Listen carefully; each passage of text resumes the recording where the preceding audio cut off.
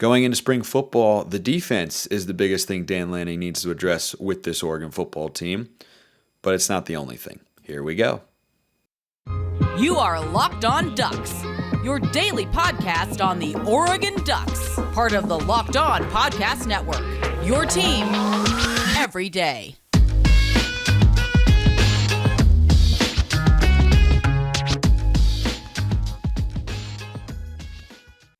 Yes, it is that time once again for Locked On Ducks. I'm your host, Spencer McLaughlin. Thank you so much for making this your first listen or your first view of the day if you're watching on YouTube, part of the Locked On Podcast Network, your number one source to stay up to date with the Ducks. If you haven't already, like, comment, subscribe wherever you listen to or watch this show. Thank you to everybody who has done so already. And spring football is right around the corner. Lots of stuff that we're going to continue to cover here on the show as it regards to that. We'll get to some basketball talk later in today's episode as well. Neither Oregon basketball program is in the big dance. It's a weird and unpleasant feeling that I hope is not a recurring one in the coming years, but I don't suspect it will be. So, start with this question that came in from Benjamin Key. Again, YouTube comments, Twitter, both ways that you can ask questions here on the show. Spencer, love the show. Appreciate you. I've been following you for a long time. Appreciate you even more. You do a great job. Keep it up. With spring ball coming up, where do you think Coach Lanning's big focus is going to be now that this is his second year as head coach and the honeymoon is over? Thank you. Definitely agree the honeymoon phase is over. First year, there were some mistakes. There were some bumps. There were some moments of first-time head coach, say you don't really know how to do this. You don't know what your identity is here. Is this the right thing, right? Second year, especially in the age of college football where Oregon is trying to compete at a high level and other programs comparable to Oregon can change so quickly. Year two, yeah, it should be pretty cutthroat from an expectation standpoint. Perhaps a subject for a later day. But defense is kind of the obvious number one priority. It's not the only one, though, because remember, Dan Lanning comes from the defensive side of the ball. Doesn't mean that's the only thing that he is overseeing, right? It's not like he's coaching the defense and just not coaching the offense at all, not talking to position groups, not talking to coaches, anything like that, right? It's not as if he's completely detached. He's spread more thin mentally. That's part of being a head coach. That's why you're the head coach, because you want that extra responsibility. But so then the question, which is a good one, is where else does he need to be looking, right? Fixing the defense. Yep, that's got to improve.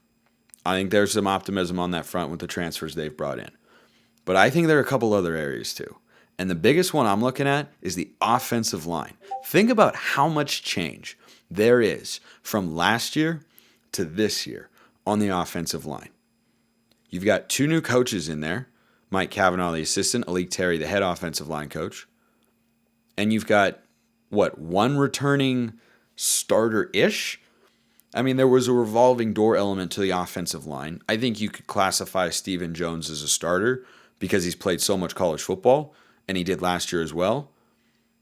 I think you could classify Jackson Powers-Johnson in that club, but he's probably going to be playing a new position. So I actually don't count him there, though I love JPJ. He grades very well. I think he does a lot of really good things. He's a really good interior offensive lineman. He's versatile as well. I think he's kind of the new Ryan Walk. And he's the starting center because I don't think Oregon's got a better option there, though he has the potential to be a good one. He was very close with Alex Forsyth. But the offensive line, that was such a big part of what Oregon did last year and the success they've had each of the last 2 years. I mean, their offensive lines in 2022 and 2021 were not good. They were great to elite. 2022, there was an argument that that's the best offensive line Oregon's ever had. There is a legitimate argument there. You'd have to go way back and compare it to this and that one, but that's at least the top 5 offensive line. Their numbers were off the charts. Their efficiency was amazing. They did so many things well. And I think they have a lot of talent in that room. But you got a new coach, you got a new center, and you got a bunch of new starters coming in. You probably have to work Josh Connerly in at left tackle. You have to work in Jackson Powers-Johnson at center. And then you've got a couple transfers, a Johnny Cornelius and Junior Angelau, coming in probably going to be starters up there for the Ducks, or at least heavy rotation players as well. You usually play, last couple of years, I think we've seen 7 or 8 offensive linemen consistently, whether that's, guy comes out for a few plays because he's dinged up or misses a game because of an injury. You need about 8 offensive linemen you can rely on. And I think Oregon's in a good place there. But I think that's the biggest kind of secondary priority for Dan Lanning going into spring football, because it was a big part of their identity last year. And with Will Stein at the helm, someone who I'm going to be talking about here in a little bit on today's show, the offensive philosophy could change a little, but Dan Lanning's still the head coach, right? Nick Saban's the head coach at Alabama. How many offensive coordinators has he had come through? I've lost count at this point, right? Now he's got Tommy Rees, he had Lane Kiffin, he had Steve Sarkisian, he's had, just keep going, Bill O'Brien, keep going down the list. That's the guy who they just had. Like they've had a bunch, but fundamentally there are plays that Alabama, carries over from one playbook to the other, formationally, conceptually, how they want to attack, what they want the offense to look like is in Nick Saban's vision. I mean, each offensive coordinator gets to be the play caller, sure, but there are things that Alabama does year in and year out on the football field offensively, because Nick Saban says, yeah, we've done these for years, we like them, and it fits what our personnel is going to do. Well, year one of Dan Lanning was very clear. They want to be able to run the football. Not that different than Mario Cristobal, frankly. The difference is that Lanning and Dillingham's offense last year was more explosive in the passing game. But they were a run-first team. They used play action tremendously well to set up their deep shots and to create opportunities to push the ball down the field. They had a quarterback who was more capable of doing that in Bo Nix and who executed at a very high level. But everything they did came with that offensive line. It allowed them to run the ball well, to set up the play action, and then when they did that and they had long developing pass plays, the offensive line was able to hold up. And you've just got so much new stuff on the offensive line. Like, I don't think it's reasonable to expect that this year's offensive line can be as good as last year's. I am fully expecting a step back. Doesn't mean I don't think they should be good. They should. But they can't possibly be as good as last year's. You had a 3-year starting left tackle in TJ Bass. You had a, 5th-year starting center, 4th or 5th year starting center in Alex Forsythe. I think he was a 6-year player, but he had a red shirt in there. He'd been starting for 4 or 5 years. You had Ryan Walk, who'd been around for a long time. You had Big Sala. All of these guys were so experienced, so talented, and had so much continuity. I think that's got to be the top priority for Oregon. It's not their biggest position of need, like they need to go out and add more transfers. No, they've already got the talent in the room. But working on the cohesion at a position group where communication is paramount to their success, they have got to be able to perform at a high level. Because everything Oregon did last year was predicated on having that offensive line be so darn effective. And it's not an easy thing to do. So, new offensive line coaches, with Kavanaugh in there as well. I think that's how you pronounce it. All the new offensive linemen, all the new center, the new center as well in JPJ. I don't know who his backup is. I really don't know who his backup is. That's an interesting question. One that I just thought of and don't know the answer to. But hope that answers your question. And I'm again with you. Honeymoon phase is over. Like, time to start winning at a big time level here, Dan. That's, I think, a reasonable expectation this year. Will Stein running the show on offense. Basketball talk. 2 things we got to get to on today's show. Another thing we got to get to is that the Built March Madness bracket is here. Yeah, you heard that right. We know you have a favorite bar or puff. You already know what mine is. Or at least if you've been with me for a while, as my man Benjamin Key has, you know that my personal favorite is Mint Brownie. So in the March Madness bracket of Built Bars, which is builtmarchmadness.com, voting for my favorite bars, I'm going Mint Brownie. But you can insert your favorite bar or puff, and you will be entered into a drawing where 50 lucky Locked On listeners will get a free box of Built. Not bad. Not only that, one Locked On fan will get a 12-month subscription to Built to have Built's best bars or puffs delivered monthly straight to your door, which is pretty neat. So run to builtmarchmadness.com right now to vote for your favorite bar or puff. Pick up a box while you're there. You can vote every day in March, so hop in and support your pick. Alrighty, next question here from Blazer Duck, and this is now a recurring segment on the show. It's the daily Blazer Duck question, because he sends in so many, and they all rock. Like, phenomenally thoughtful. My man Blazer Duck is a homie. Not just because he, too, is a suffering Portland Trail Blazers fan. Gosh, it's miserable. But, we're getting in. We need to just tank. Just rest everybody for the season. Call it quits, tank, and try to get Victor Wembanyama. Okay. Hey, Spencer, with Will Stein running the show on offense, what are some new things or continuations of the type of plays you're hoping to see? Trick plays, option, screens, same play with added layers like our last OC. Curious on your thoughts. Based on what he did at UTSA, and there's not a ton of film available there, but he does not use tight ends as heavily, or he did not this past year.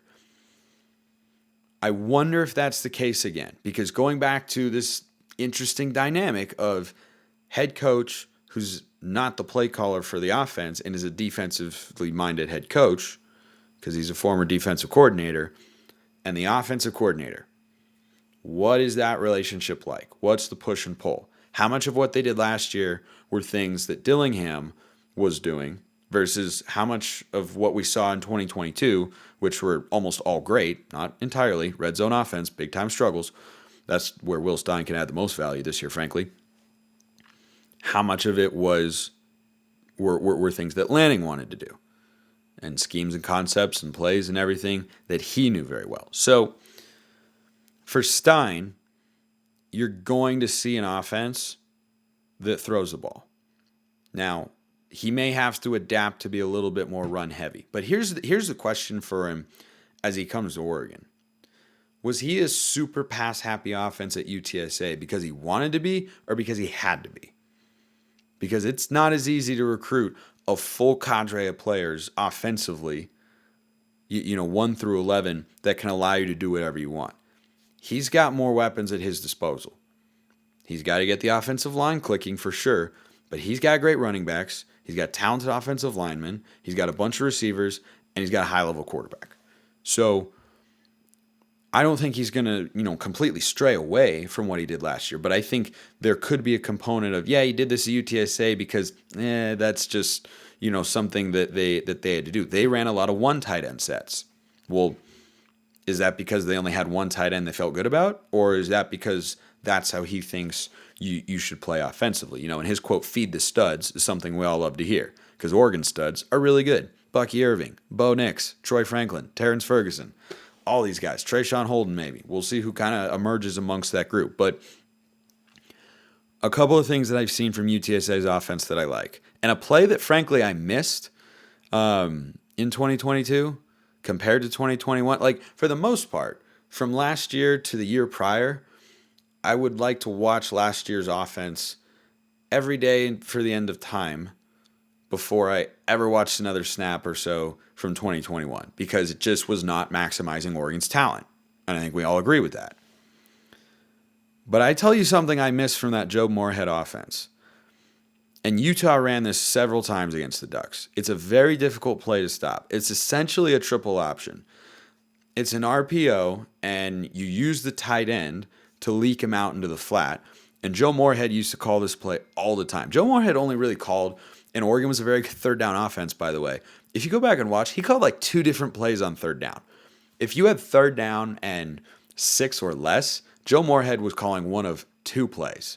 I don't know the terminology as to what they call it, but he was running that tight end triple option, or he was running mesh stick wheel. Basically, where you have 2 crossers underneath, you have the stick route in behind that's layered at the second level of the defense, and then you wheel a halfback out of the backfield. And Dillingham loved running that play too. Everybody in college football runs that, the mesh wheel concept. So I saw Will Stein last year, the offense, run that tight end option play quite a bit. Now, they did it out of the pistol, which I don't love.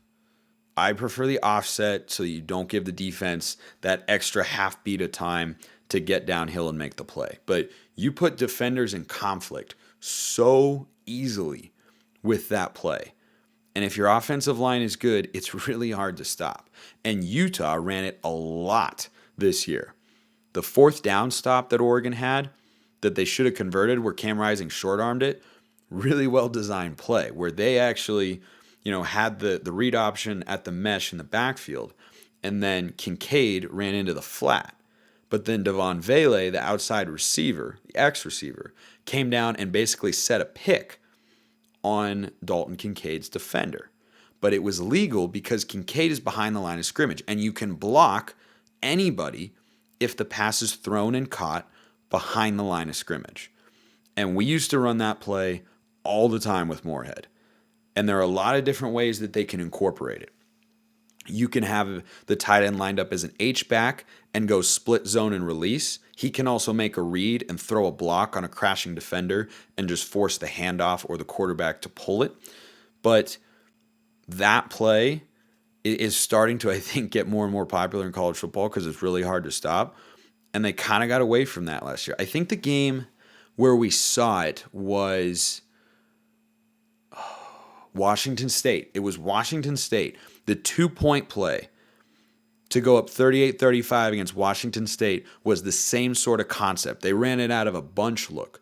But I am a fan of that sort of stuff because it's hard to defend and you're allowing guys to get the ball in space. And also, the guy who's going to be most frequently used in that situation is Terrence Ferguson, who, if you've listened to me for a long, long time, know I've been a huge fan of. I think everybody's a big fan by now. I was on the T-Ferg hype train going into last year, and he delivered. I am a big fan, and I think that's a great way to get him involved while also using the full repertoire of the Oregon offense. Because Bo Nix can run out of that play, give it to a running back, or dump it to a tight end in the flat. And you could do it with a gadget guy too, but you probably want to, I think it's better with a tight end because there is the potential for him to need to block, and that's obviously something you'd rather have Terrence Ferguson do than Chris Hudson, right? Or Tez Johnson. But I think that play is something that he might kind of bring back, and I'm curious to see. The other thing, I fully expect Bo Nix running to be a part of the offense. It was for Frank Harris, his quarterback at UTSA. It was for Oregon's offense last year, and Bo Nix was very effective in doing so. And I think that that's something that, is it a little bit risky because a quarterback can get hurt? Yep, it is. But we've seen the best rushing attacks in Oregon's history, the most effective and consistent ones, present the quarterback run as a threat. It makes it so much harder to defend as a defense. Exponentially more difficult. Wisconsin had a great defense in 2019-2020. They're really tough to run on. Why did Oregon run the football well? Because Justin Herbert was allowed to run, right? He got turned loose. Same thing against Utah in that Pac-12 championship game. The pistol reads weren't working super well. They took too long to develop at times. But then you introduce the quarterback run component, or you introduce kind of that zoom motion or split zone action with an H-back or a Z receiver running into the flat as another component of the play to stretch the defense side to side, and you can really make something work there.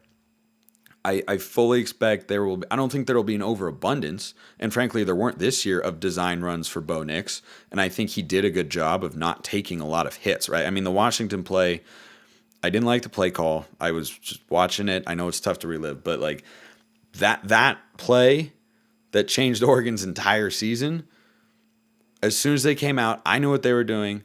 Alex Cook, the Washington safety, knew what they were doing, and Bo Nix just unfortunately took a hit there. But there were a lot of other quarterback run plays where Bo Nix was able to avoid taking a big shot. And he's such an explosive, dynamic athlete. You should have that component. It's a part of his game. It's not the only thing he has, which is what it looked like at times at Auburn. Like we last year saw him unlock his full potential throwing the ball, over 71% completion, ridiculously efficient. But I think those two things are still going to be there. Hope that answers that particular question, Blazer Duck. Man, I like that question. That was good. So, what's not good is what we're going to end the show with today. We're a softball school, guys. Let's just admit it. We're a softball school.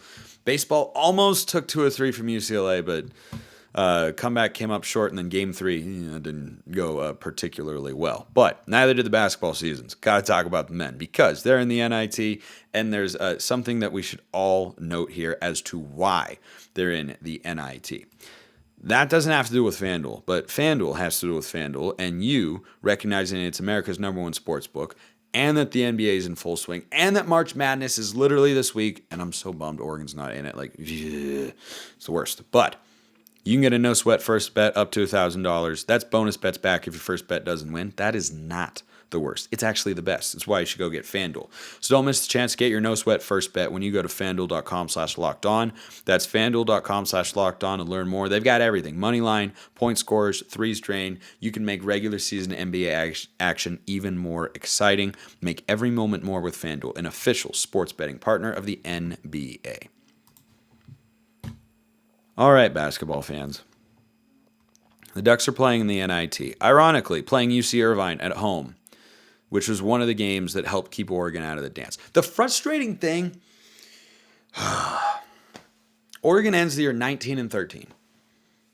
If they had beaten Utah Valley, that didn't even win the WAC tournament, won the WAC regular season, good mid-major team, but again, come on. If they'd beaten Utah Valley and UC Irvine at home and beaten one of the Washington schools, not both, one of them, they're in the tournament. They'd be 22-10. They'd be in the tournament. That's not even looking at every game they could have or should have won. Just the easy ones. The ones where you go, yeah, it's not actually a very good team you're playing. It was a very frustrating year, and they're NIT bound for the second straight year. They're going to be one of the top seeds after clawing their way back into the bubble, and they've got one clear culprit as to why. And Dane Altman was asked about this and talked very openly and honestly about it, which I, as someone who hosts this show, very much appreciate. Oregon is on track this year for their worst 3-point shooting season in about 23 years. The program record for worst 3-point percentage in the season is 31.2%. That was set in the 1999 to 2000 season. This year, they are 31.9% from range. That is terrible. You're making less than 1 out of 3. Not going to get it done. You've got to be mid to upper 30s. You cannot be that low. And someone, I forget who it was, said summarize Oregon's season, or summarize this game or this season basically in 3 words. It's the same thing for Oregon. When they lost to UCLA in the Pac-12 tournament semifinals, my response, not enough offense. That was a problem. The defense was fine this year. It was more than fine. They had some great defensive efforts. They had some lapses for sure. I think Waldo Soares got beat on the perimeter more than I would have liked at times. But when you've got N'Faly Dante, Khalil Ware, Nate Biddle on the inside, defensively you're fine. Completely and totally fine. Dante is, I hope he comes back. Kuznard and Biddle are coming back, which I like. Don't know about Dante. I would really like Dante to come back. And I'd like Khalil Ware to come back. But again, we don't know. So that's been the clear culprit for Oregon this year. They haven't been able to score enough points. And I said this, I think in a Locked On Now after an Oregon basketball game early in the year. It's going to be really simple for this Ducks team. When they hit threes, they'll win. When they don't, they will lose. That played out in almost every single game that they won or lost this year. I mean, 80+% of their wins, they hit threes at a sufficient clip. And 80+% of their losses this year, they did not. It was that simple. And you look at that number and put it in context and say, yeah, that's just not okay. It's not, you can't have it. And you've got multiple guys, Quincy Guerrier was hot at the end of the year, but he was really streaky. Will Richardson, who I'm about to talk about, was not anywhere close to what his potential is. Oregon doesn't have a 3-point shooter that's 40% or higher on this team. Their best is Keyshawn Barthelemy. I think he's around 37%. And he barely played this year because he was hurt, which is another bummer for this season. And also one of the reasons, if you're wondering, like, is Dana Altman going to get? No. The answer is no. That's not going to happen. Not right now. It's just, that's not going to happen. Wrap up with this question, which is an interesting thought. It's one of the strangest things legitimately I've ever seen. Jeff Gabriel, you made sense of the Big Ten issue, but men's basketball, question mark. If you look at the body language of the players that stepped up and contributed against the Cougars in the Pac-12 tournament game, when Will Richardson was patting them on the back, did it look to you, and especially with Barthelemy, that he got the cold shoulder? Do you think there was a better plus-minus threat at the guard position than Will Richardson? For me, the last 3 inbound plays of the Cougar game answered that question. The team intensity elevated for the last inbound play, when Will was not taking it out, I don't think. I value your opinion, so can you make sense of it for me? Yeah, here's the best sense I can make of it. Will Richardson got in his head, and he never got out, and that's not a fun place to be. I've been an athlete I still compete competitively from time to time in golf. And let me tell you, being in your head is a horrible place to be. And that's where Will Richardson has gone. And I think and I'll explain what I mean, a normal player with how he had been performing would have seen his playing time significantly reduced. Because there was a point in time for the last couple of weeks of the season, frankly, where I felt like he wasn't bringing anything to the table because he wouldn't shoot the ball. I know that he is a capable shooter. Go look at his career. For all you want to say he's just terrible, no good, very bad, he was not great at the end of this year. I would like to remind you what happened at the start of the year when he was carrying us to, several of our 19 wins. But then something changed. I don't know what. I haven't the faintest idea. I don't know the guy, neither do you. I don't know what it is. I don't know if it was fan pressure. I don't know if something happened in his personal life. I have no clue. But he got in his head. He was afraid to shoot. And I've never seen that happen before. He was a 5th-year senior out there for the last couple of weeks, playing like a timid true freshman. I cannot think of a single college basketball player that I've ever seen that happen before. It's bizarre for a guy who's had as much success in his career as Will has, who's been to the NCAA tournament, who's won games, who's hit big shots, who's been an all Pac-12 caliber player. For him to suddenly be afraid to shoot, I understand him wanting to facilitate. He's a great passer. But he would pass up an open 3, drive into the lane, not be able to get by his guy because he's not the most athletic player in the world, and then he would just pass it out. And I would be shocked if we ever saw it from an Oregon player again. It's one thing to have struggles. It's one thing to go through, have a 3-game stretch where you shoot it 30% from the floor and 20% from beyond the arc. But he just stopped shooting. He stopped shooting. And I think, going back to the normal comment, I think normally a player like that would have seen his playing time reduced significantly. But Will didn't because he was a 5th-year senior. Dana recruited him, and Dana prepared him to be the guy. And Dana hitched his wagon, so to speak, to Will Richardson being the number 1 guy. And he doesn't have the it factor. He's not a number 1. And I've been saying that for over a year now on the show. He's not a 1. But Dana needed him to be. And Dana wanted him to be. And because he's so close with him and knows him so well, I think he was given a longer leash in that sense. I don't know if there was really a better option available, especially throughout this season when there were so many injuries and guys were in and out of the lineup and inconsistent and whatnot. But for the last couple of weeks, when I watch Oregon play and Will would be on the court, it's like you're playing 4-on-5 offensively. And when one of those players is then N'Faly Dante, who's not a shooter, well, then you've got an even bigger problem because now you have 2 non-shooters. Will is supposed to be a shooter. He's capable of being a shooter. Don't sit here and tell me like, no, he just can't shoot. He's not good. Ridiculous. I've watched him hit I don't know how many threes. He's been over 40% in a season twice in his career. I mean, he's been an elite three-point shooter, and all of a sudden, the confidence just wavered. And I don't know what drove that. And Dana continued to put faith in him, but his confidence just continued to not be there. So that at least gives me some optimism as to what might happen next year. But it also leaves the question of, okay, so who's the next number one guy going to be? I mean, Joe Young had his time at Oregon. Dylan Brooks, Peyton Pritchard, Aaron Brooks. Like, just keep going back. Oregon needs its next number one go-to guy. And Dana Altman thought that would be Will Richardson. And he looked poised to do it, and he didn't deliver. He was not able to become a reliable go-to scorer consistently.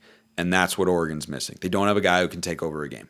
And Will has done it before, but he's not able to anymore. And I really don't know why. But that's the most sense that I can make of that. Because I agree with you.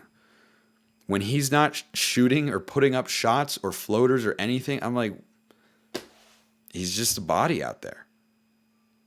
You can't be a shooter who's not willing to shoot. And I think it hurt Oregon's offense. I do.